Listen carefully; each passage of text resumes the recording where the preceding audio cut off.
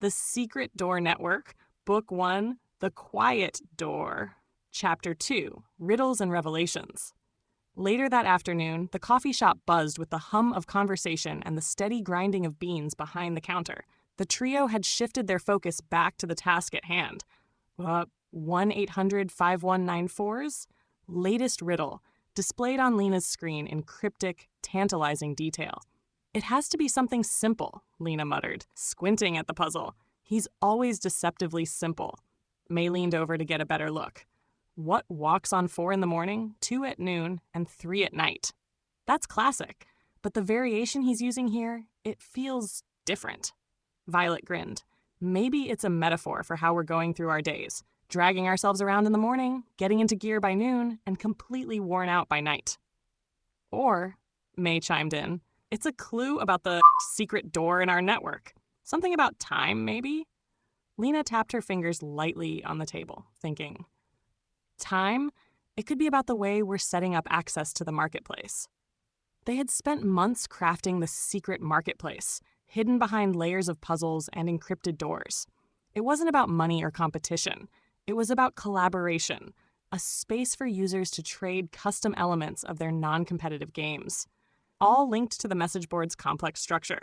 Each riddle unlocked a new section, a new piece of the puzzle, and 1-800-5194 was always just ahead of them, teasing the solutions with his cryptic hints. I wonder if he knows how far we've gotten, Violet mused, crossing her arms. Maybe he's testing us because we're getting close. May glanced again at the man in the fedora, his maroon hat catching the light as he scrolled on his laptop. And there's our suspect, Lina smirked. You're still on that? May shrugged, but there was a glint of something mischievous in her eyes.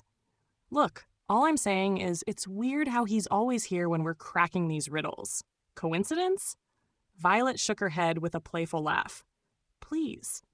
Fedora guy's just some dude who likes his coffee. 1-800-5194 is probably halfway across the world laughing at how hard we're working on this. The man in the fedora looked up for a moment, his eyes briefly meeting Lina's across the room. She felt a flicker of something. Curiosity, perhaps, or just the usual wonder about who he was and why he was always here. Then, with a faint smile, he returned his focus to his screen.